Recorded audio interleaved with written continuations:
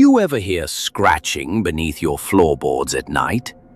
Most folks brush it off. Rats, raccoons, imagination. But what if the sounds aren't animals? What if someone is living under your house, watching you sleep every single night? This story isn't about ghosts. It's about something much worse. A real man, in a real crawlspace, in a quiet little neighborhood in Oregon.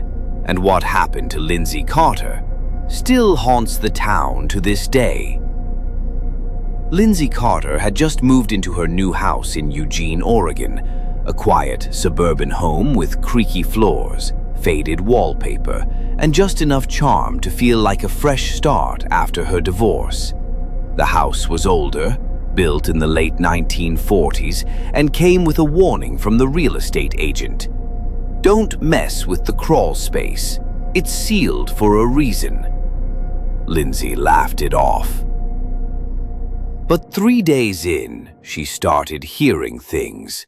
Scratching, shuffling, like someone was dragging their fingertips across the floorboards from underneath her bed. At first, she blamed raccoons, then maybe her mind, adjusting to the loneliness of her new life. But when she noticed her coffee maker turning on in the middle of the night, her bedroom closet slightly open every morning, and the distinct smell of cigarettes, and she didn't smoke, she knew someone or something was in the house with her.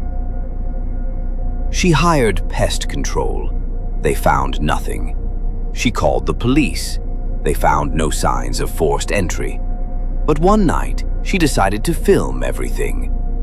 She set up her phone facing the hallway, left it recording overnight. The next morning, she watched the footage.